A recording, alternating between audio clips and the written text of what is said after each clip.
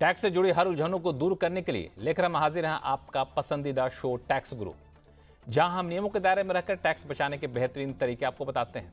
नमस्कार, मैं हूं लक्ष्मण राय और इस बार हमारे साथ हैं जाने माने टैक्स एक्सपर्ट शरद कोहली जी। सर, आपका स्वागत हमारे शो में। और कोहली जी ने कई सारे रिसर्च लिए हैं और जो हमारे दर्शकों के लिए काफ़ी काम की बात है, इसलिए कहीं जाइएगा नहीं, क्योंकि इस शो में आपको बताने वाले हैं कि AIS में दी गई जानकारी से असहमति देने भर से ही क्या आपको मिल जाएगा इनकम टैक्स विभाग की कार्रवाई से छुटकारा। अब इनकम टैक्स आपके पुरानी लेन देन की नहीं करेगा जांच, आखिर क्यों? और छोटे व्यापारियों के लिए GST और TCS का क्लेम करने का क्या है तरीका? इन सारे मुद्दों पर बातचीत करेंगे। लेकिन AIS, जिसको कोहली साहब ने एक नया नाम दिया था, आईना इसे समझिए, और ये दरअसल एनुअल इंफॉर्मेशन सिस्टम है। और इसमें ये होता है कि आप जो भी लेन देन करते हैं वो सारे लेन देन इस स्टेटमेंट में दिख रहा होता है, और कई बार लेन देन गलत भी दिख जाता है।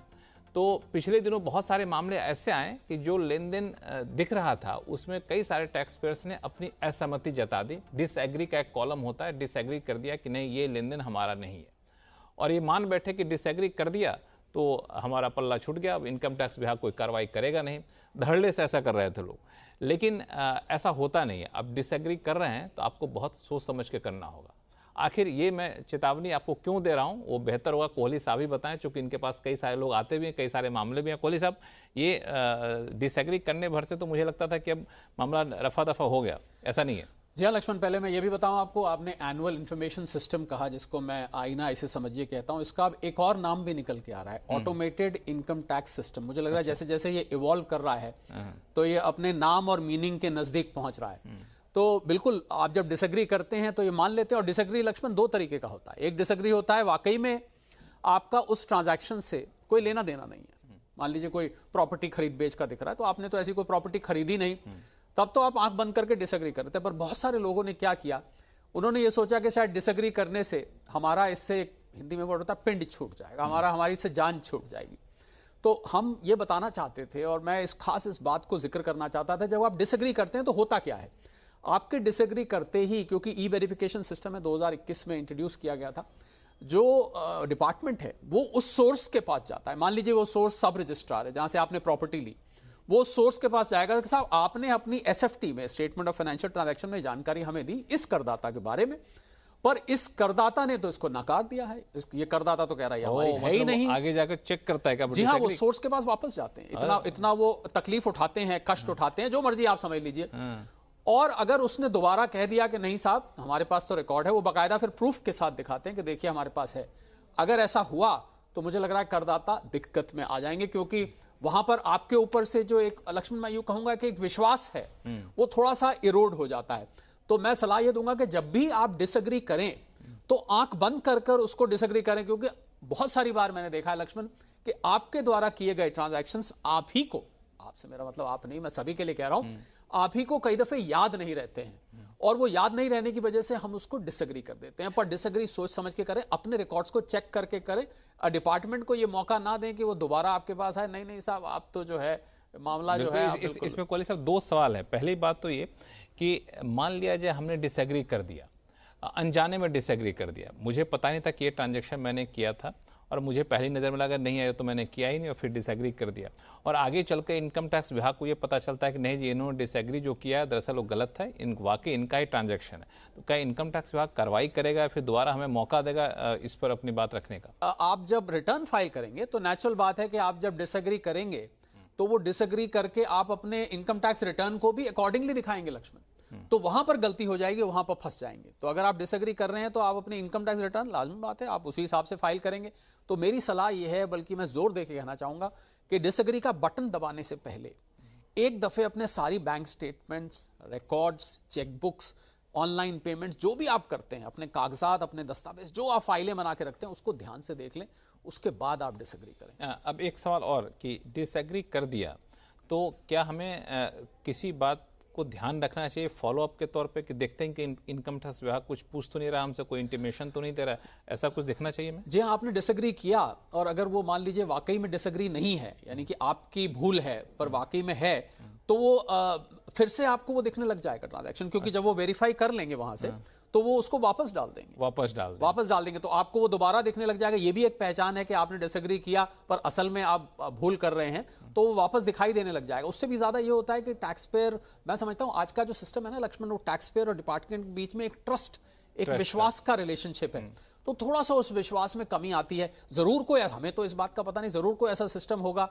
जहां डिपार्टमेंट ने कोई डॉट लगा देते होंगे, कुछ ना कुछ निशान लगाते होंगे कि भाई इन टैक्स पेयर पे जरा खास नजर रखनी है, बार बार ये हमारी जानकारी ये हमारी जानकारी को झुठलाते हैं वगैरह। हो सकता है ऐसा कुछ हो, हम इसके बारे में कमेंट तो नहीं करते पर ध्यान से करना चाहिए। तो बिल्कुल, तो इस बात का ख्याल रखें ताकि इनकम टैक्स विभाग का आप पर विश्वास बना रहे, और जब भी आप डिसएग्री करते हैं तो इसको एक बार दोबारा से सोच लीजिए वाकई हमारा ट्रांजैक्शन है कि नहीं है।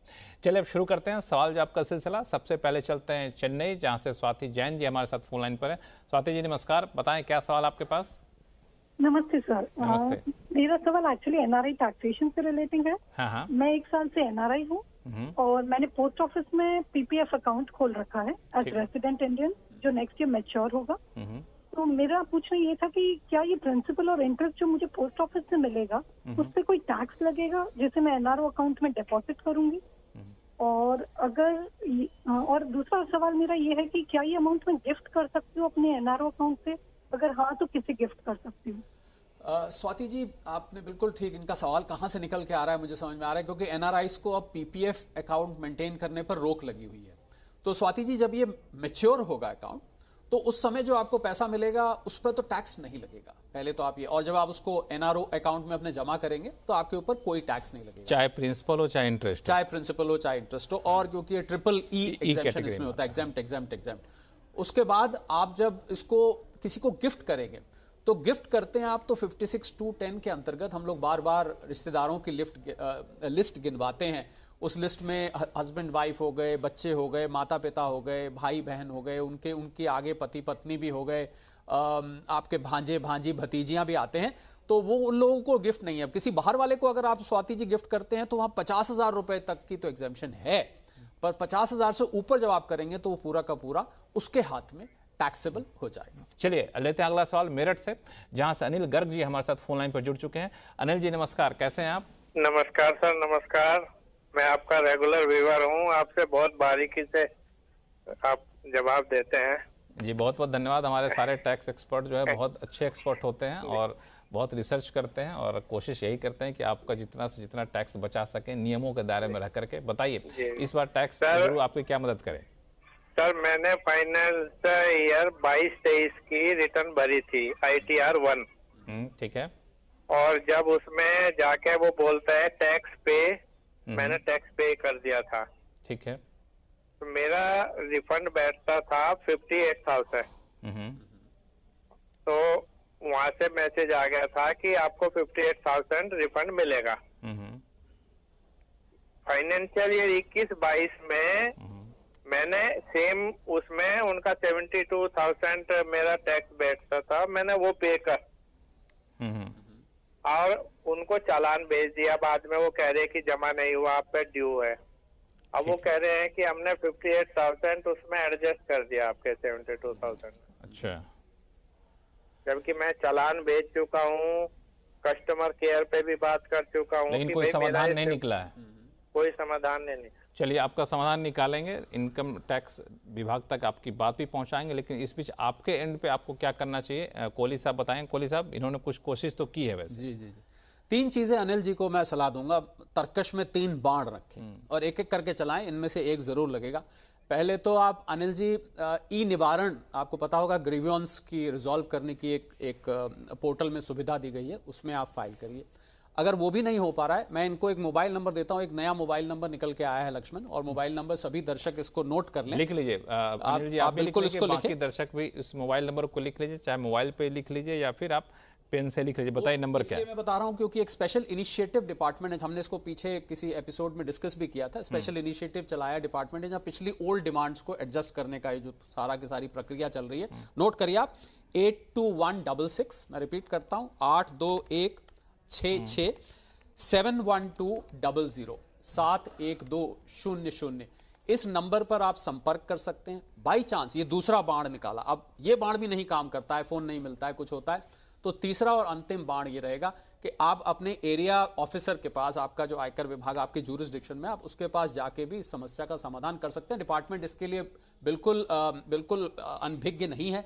ये बहुत लोगों को समस्या आ रही है और ये आपका तुरंत इसका निस्तारण अनिल जी हो जाएगा। अनिल जी, समझ में आ गया कि कैसे क्या कदम उठाने हैं? निवारण पे तो ट्राई कर लिया सर, कई बार ट्राई कर लिया, वहाँ से तो सॉल्यूशन नहीं। इस मोबाइल पर मैं कॉल करूंगा जी, इसीलिए मैंने आपको 2-3 बाण दिए। मुझे पता था इसमें से कोई ना कोई बाण हो सकता है अपने निशाने पर ना लगे। पहला बाण आपका खाली गया, पर 2 बाण अभी बाकी हैं। आप उनको ट्राई करिए, फिर भी नहीं हो तो आप जरूर लक्ष्मण जी को वापस बता सकते हैं। बिल्कुल, आप वापस से बताइएगा और टैक्स गुरु के प्लेटफॉर्म के जरिए हम कोशिश करेंगे कि ये मामला इनकम टैक्स विभाग तक पहुंचे और उम्मीद यही की जाएगी कि अगर आपका जेन्युइन केस है तो इनकम टैक्स विभाग इस पर सकारात्मक रूप से विचार करेगा और फिर आपका समाधान करेगा। ऐसे कई सारे उदाहरण हमारे पास हैं। पिछले दिनों एक ट्विटर पे एक साथी ने लिखा था, मैं वही उनका ढूंढ रहा था कि हमारे रिफंड नहीं आ रहे हैं, बहुत दिन हो गए। तो बाद में मैंने ट्विटर के जरिए ही इनकम टैक्स विभाग को भी कहा कि इस पर विचार करिए और अब शायद उस पर ज़्यादा सक्रियता से विचार किया जा रहा है। तो आप चिंता ना करें, टैक्स गुरु आपकी हर संभव मदद करेगा। फिर भी मामला ना सुलझे तो आप हमें लिखिएगा tax@moneycontrol.com पर। चलिए आगे बढ़ते हैं।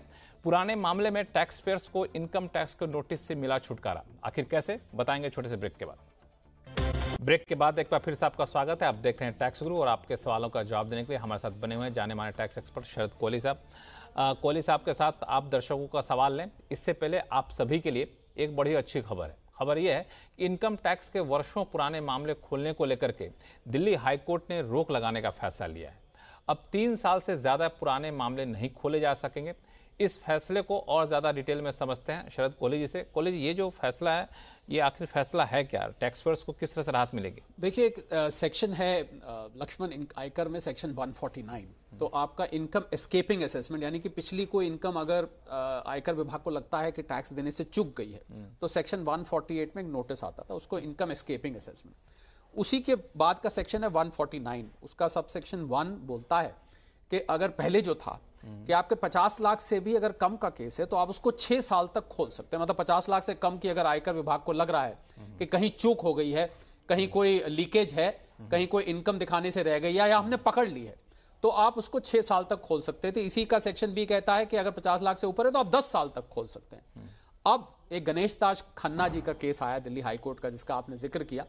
उस केस में यह फैसला हुआ, उसमें आयकर विभाग ने 50 लाख से कम के केस पर भी पिछले 5-6 साल पुराने केस पर नोटिस दे दिया था। तो इस पर दिल्ली हाई कोर्ट ने बोला कि नहीं साहब, सेक्शन 149(1)(a) जिसका बजट में अमेंडमेंट किया गया, वो साफ साफ कहता है कि अगर 50 लाख से कम की इनकम एस्केपिंग असेसमेंट आपको नजर आ रही है तो 3 साल से पुराना केस आप नहीं खोल सकते हैं, आपको ये छोड़ना पड़ेगा मामला। तो इसमें टैक्स पेयर के हक में ये मामला गया अगर 50 लाख से कम की इनकम डिटेक्टेड दिखाई दे रही है। तो इसमें खास तौर से जो 50 लाख से कम के हैं उनके लिए थोड़ी सी राहत है, कैसे? जी। और जो बड़े मामले हैं, जो बड़े मामले हैं तो 10 साल तक 149(1)(b) का जो क्लॉज है वो तो 10 साल तक आयकर विभाग को ये राइट देता है कि आपके केस को खोला जा सके। चलिए, पिछले दिनों बड़ी सुर्खियां हुई थी कि पुराने मामले इनकम टैक्स विभाग खोल रहा है, तो ये कुछ चुनिंदा मामलों में ये एक राहत हाईकोर्ट से मिला है, तो ये दर्शकों के लिए काम की खबर है। चलिए अब चलते हैं कोलकाता, जहां से तिलक नाथ सिन्हा जी हमारे साथ फोन लाइन पर जुड़ चुके हैं। तिलक साहब नमस्कार, क्या सवाल है आपके पास? यस सर जी नमस्कार, बताएं क्या सवाल है? My problem is this, I am a senior super senior citizen, pensioner. My gross annual income is 5,90,000। This year I have a long term capital gain of rupees 2,11,000. ठीक है। माने interested to opt for the new regime. I have calculated a tax for the annual gross income against the annual income, deducting the standard deduction without the standard deduction. It has come to 12,000. And long-term capital gain tax has been assessed as 11,000. Totally 23,000.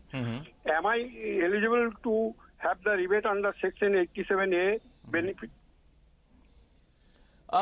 तिलक नाथ जी, देखिए, आपका अगर 7 लाख, आपको पता होगा कि 3 लाख रुपए basic new regime में शुरू होता है और 7 लाख रुपए तक टैक्स नहीं आता है, मतलब 7 लाख रुपए तक 87A का रिबेट ले सकते हैं।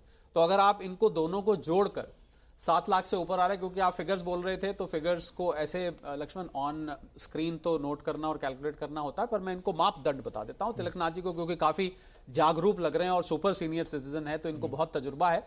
तो 7 लाख रुपए तक के इनकम पर, बल्कि 7 लाख से ऊपर भी जाता है अगर आप उसमें कुछ टैक्स मिला लेते हैं, तो आप अपना जो लॉन्ग टर्म कैपिटल गेन है वो जोड़ें, जो आपका पेंशन से आता है उसको जोड़ें, स्टैंडर्ड डिडक्शन आप ले रहे हैं लीजिए, और ATTTA का रिबेट मुझे नहीं पता आपको याद है कि नहीं, इंटरेस्ट पर वो भी मिलता है अगर कुछ इंटरेस्ट इनकम है उसको ले, और सारे को घटा के अगर वो 7 लाख टच कर रहा है या 7 लाख से नीचे जा रहा है तो 87A का पूरा रिबेट न्यू रेजिम के अंतर्गत आपको तिलकनाथ जी मिल जाएगा। इसमें दरअसल ये जो बता रहे थे तो 5,90,000 इनका ग्रॉस एनुअल इनकम है जी, और 2,11,000 जो है इस साल इनकी इनकम है जी, और ये लॉन्ग टर्म तो 8 लाख से ऊपर जा रहा है, 8 लाख से तो ऊपर 8 लाख से ऊपर जा रहा है, पर उसमें 112A का 1 लाख का रिबेट भी मिलता है जो कि आपको लॉन्ग टर्म कैपिटल गेन पर मिलता है, तो 1 लाख वो रिबेट मिल गया, प्लस अगर इनकी पेंशन है उस पर स्टैंडर्ड डिडक्शन मिल रहा है, पेंशन पर मतलब अगर वो किसी एम्प्लॉयर के थ्रू आ रही है तो वो भी मिल जाएगा आपको 50,000, और उसके अलावा आपको 1 लाख रुपए 112A में भी मिल गया, तो सबको मिला के मुझे ऐसा नजर आ रहा है कि शायद इनका 7 लाख से नीचे आएगा। पर ये पूरी कंपटीशन, क्योंकि कंपटीशन के लिए क्या होता है लक्ष्मण, हमको बहुत सारी चीजें बारीकी से देखनी होती है, तो मोटा-मोटी आपने हिसाब मैंने बता दिया, और मुझे पूरी उम्मीद है तिलकनाथ जी क्योंकि बहुत जागरूक हैं तो वो इसको कैलकुलेट कर पाएंगे।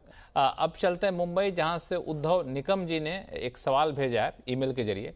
दरअसल वो उनका जो वेतन है उसके हिसाब से, उनकी सैलरी के हिसाब से हाई टैक्स ब्रैकेट में आते हैं, इसलिए ये अब क्या कर रहे हैं कि अपने वाइफ के नाम से और अपनी बेटी के नाम से, बेटी जो एडल्ट है उनके नाम से जो है डीमेट अकाउंट खुलवाया है, वहाँ पे mutual fund, derivative, share trading वहाँ पे करते हैं, लॉन्ग टर्म इन्वेस्टमेंट भी करते हैं ताकि टैक्स की लायबिलिटी यहाँ पे बच सके। अब इनका सवाल ये है कि क्या ये तरीका सही है क्या टैक्स बचाने के लिए, या फिर अपना सारा इन्वेस्टमेंट जो है बेच दें और जो पैसा है वो पैसा ही अपनी बेटी वाइफ के नाम कर दें और फिर वहाँ से इन्वेस्टमेंट करें, क्या सही तरीका है इनके लिए? देखिए, ये बहुत लोग ऐसा कोशिश करते रहते हैं। बिल्कुल, उधम जी की वाइफ या बेटी प्रसन्न तो हो जाएंगी क्योंकि उनके नाम जब इतनी बड़ी ट्रेडिंग होने लगेगी और उनको गिफ्ट मिलेगा लक्ष्मण, पर टैक्स इससे नहीं बचेगा, क्योंकि जब आप अपनी वाइफ को गिफ्ट करते हैं तो वाइफ को गिफ्ट करने में सेक्शन 64 में क्लबिंग प्रोविजन आ जाता है। वाइफ के नाम आप इन्वेस्टमेंट कर रहे हैं, वाइफ के नाम ट्रेडिंग कर रहे हैं, क्योंकि पैसा आपका लगा हुआ है। अगर वाइफ की स्वयं टैलेंट से कमाया हुआ पैसा है फिर तो नहीं होगा, पर आपका गिफ्ट किया हुआ पैसा है तो उस पर आपकी इनकम में क्लब हो जाएगा। पर हाँ, आपने बेटी का जिक्र किया, अगर बेटी आपकी मेजर है यानी कि 18 साल या उससे ऊपर आयु की है तो वो क्लबिंग नहीं होगी। तो मैं वाइफ और बिटिया के लिए, दोनों के लिए अलग अलग एडवाइस है। वाइफ में क्लबिंग हो जाएगी, बेटी के केस में अगर 18 साल की वो हो चुकी हैं तो फिर क्लबिंग नहीं होगी, उसका टैक्स उन्हीं को देना पड़ेगा। वहां पर आपकी ये जो योजना है ये कामयाब मानी जाएगी। लेकिन जो ये अपने हाई टैक्स ब्रैकेट से टैक्स की लायबिलिटी को कम करने का तरीका बता रहे हैं, वो वैसा उतना फ्रूटफुल है नहीं। वाइफ को अगर करते हैं तो नहीं है, और बेटी 18 साल की बेटी है तो फिर कुछ हद तक कामयाब हो जाएगी। तो ये लेकिन काफ़ी दिलचस्प सवाल था, कई लोग इस तरह के तरीके ढूंढते रहते हैं, लेकिन जो नियम है कोहली साहब ने आपको बता दिया है। और चलिए फिलहाल वक्त है छोटे से ब्रेक का। ब्रेक के बाद बताएं कि अगर आप GST कारोबारी हैं और आपको इनपुट क्रेडिट और TCS दोनों ही क्लेम करना है तो इसका क्या तरीका है, बताएंगे छोटे से ब्रेक के बाद। एक बार फिर से आपका स्वागत है, आप देख रहे हैं टैक्स गुरु और आपके सवालों का जवाब देने के लिए हमारे साथ बने हुए हैं जाने माने टैक्स एक्सपर्ट शरद कोहली साहब। कोहली साहब, अगला सवाल आया है राजस्थान जयपुर से भंवर लाल शर्मा जी का, जो कि हमारे साथ फोन लाइन पर जुड़ चुके हैं। शर्मा साहब नमस्कार। नमस्कार सर, कैसे हैं आप? Well sir. चलिए बताइए, टैक्स गुरु कैसे आपकी मदद कर सकता है? सर, मैं एक प्रॉब्लम मेरे साथ में है। आई एम ट्रेडर ऑन मतलब फ्लिपकार्ट, मीशो एंड अमेजन। ठीक है। तो मैं जहाँ से माल खरीदता हूँ वहाँ मुझे वैट मतलब देना पड़ता है, GST देनी पड़ती है।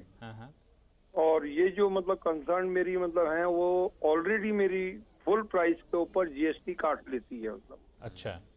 अब मेरे पास में जो मैंने इनपुट मेरे पास आया हुआ है वो इकट्ठा हो रहा है, वो इनपुट मुझे कैसे मिलेगा मतलब?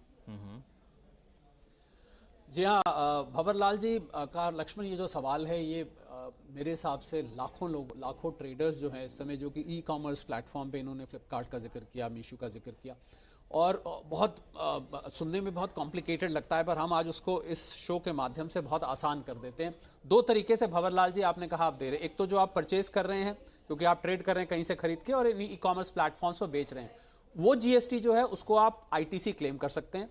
जो आप जीएसटीआर 2B फाइल करेंगे, जब वो उसमें रिफ्लेक्ट होने लगेगा तो उसको आप इनपुट टैक्स क्रेडिट के माध्यम से अपने आउटपुट में से घटा सकते हैं। ये तो रही एक की बात, जीएसटीआर 2B। हाँ, जो जीएसटीआर 2B जो रिटर्न फाइल करते हैं। ठीक है। अब बात आती है इनसे लक्ष्मण, क्या होता है कि भंवरलाल जी से जो ये ई कॉमर्स कंपनीज हैं, ये टीसीएस भी ले रही हैं। इसको हम टैक्स कलेक्टेड एट सोर्स बोलते हैं। जो इन्होंने कहा ना मेरे से वो ले रही हैं, इसको टैक्स कलेक्शन है। ये जो टीसीएस है भंवरलाल जी, ध्यान दीजिएगा इस बात पर, इसको आप एक जीएसटीआर 8 एक फॉर्म होता है, नोट करिएगा, जीएसटीआर 8 वो आप फाइल करिए। उसको जब आप फाइल करेंगे तो इसको आप दो तरीके से ले सकते हैं, या तो आप इसको इनपुट टैक्स क्रेडिट की तरफ से भी ले सकते हैं और ये आपके कैश लेजर में भी रिफ्लेक्ट होने लगेगा। लक्ष्मण, एक कैश लेजर होता है जिसमें की अमाउंट रिफ्लेक्ट होता है, उसके जरिए भंवरलाल जी आप इसको रिफंड भी ले सकते हैं। तो दोनों जो जीएसटी आप परचेज पे कर रहे हैं उसको भी आप आईटीसी ले सकते हैं, जो आपका ये ई कॉमर्स कंपनीज कलेक्ट कर रही हैं आपसे उसको आप रिफंड भी ले सकते हैं कैश लेजर से, और उसको आप आईटीसी की तरह से भी ले सकते हैं। तो देखिए आपका हमने दोनों के दोनों टैक्स का कोशिश की है फायदा कराने का लक्ष्मण, कि इनका दोनों टैक्स इनको वसूला जाए। भंवर साहब समझ गए?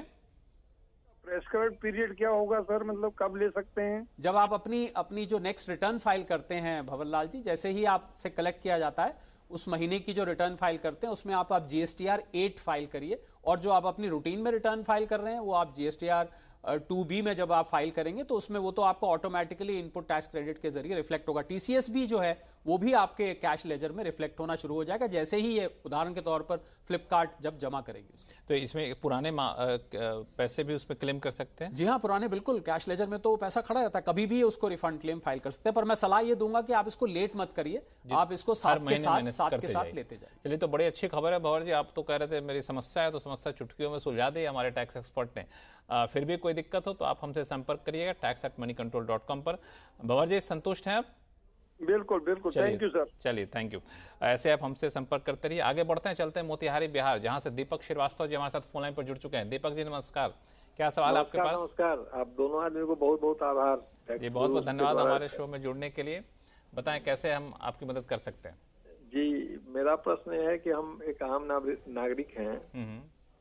हमारा एनुअल जो टैक्सेबल इनकम होता है उससे हम सामान परचेज करते हैं, ठीक है, उसमें हम जीएसटी पे करते हैं, लेकिन उसी जीएसटी अमाउंट पर फिर हम जब टैक्स रिटर्न भरते हैं तो फिर टैक्स पे करते हैं। अच्छा, तो क्या उस जीएसटी अमाउंट को हम अपने टैक्सेबल इनकम में से घटा सकते हैं? अच्छा, बड़ा दिलचस्प सवाल है ये, कई लोगों का दर्द है ये, क्या कहें, बताइए, आप ही बताइए। पहले तो दीपक जी को मैं छठ की बिलेटेड शुभकामनाएं देना चाहूंगा। दीपक जी, ये तो आपने सवाल ऐसा पूछा है, मुझे लगता है किसी जैसे चुनावी भाषण होता है उसमें कुछ ऐसा मुझे कभी कभी सवाल सुनाई देता है, पर नहीं साहब, जीएसटी जो आप पे करते हैं अपनी परचेजेस पर, उसको आप आयकर में नहीं घटा सकते। हाँ दीपक जी, अगर आप बिजनेस कर रहे हैं कोई और उस बिजनेस करने के दौरान आप अपनी रूटीन परचेज कर रहे हैं, यानी कि बिजनेस से संबंधित आप परचेज कर रहे हैं, तो फिर वो जीएस जो अभी आपने परचेज वैल्यू दी है उसको आप अपने प्रॉफिट एंड लॉस में खर्चे की तरह या परचेज की तरह क्लेम कर सकते हैं। पर अगर आप मान लीजिए लक्ष्मण नौकरी करते हैं और आप कहें मैं दुकान से चॉकलेट खरीद के लाया और मैंने उस पर जीएसटी भी पे किया, तो क्या मैं अपनी जो सैलरी की कंपटीशन है उसमें से उस चॉकलेट के जीएसटी को घटा सकता हूं? तो दीपक जी ऐसा मैं ये भी नहीं कह सकता बदकिस्मती से, क्योंकि वो इनडायरेक्ट टैक्स है, ये डायरेक्ट टैक्स है। अभी दोनों की इस प्रकार से खिचड़ी कहीं पकने का प्रावधान नहीं है लक्ष्मण। चलिए दीपक जी, लेकिन आपने जो कहा है एक आपकी बात है, आपके सुझाव हैं जो टैक्स गुरु के माध्यम से सरकार तक पहुंचेगी, जो नीतिगत मामले हैं। लेकिन अभी जो टैक्स के नियम है उस नियम के अधीन बताया कोहली साहब ने कि आप इस तरह से एडजस्ट यहाँ पे नहीं कर सकते हैं। लेकिन हमसे संपर्क करने के लिए धन्यवाद। आगे भी कोई उलझन हो तो आप टैक्स गुरु को जरूर लिखिएगा, हम वापस से आपसे बातचीत करेंगे। कोहली साहब बहुत बहुत धन्यवाद सभी सवालों का जवाब देने के लिए। टैक्स गुरु में फिलहाल इतना ही। आप देखते रहिए CNBC आवाज। नमस्कार।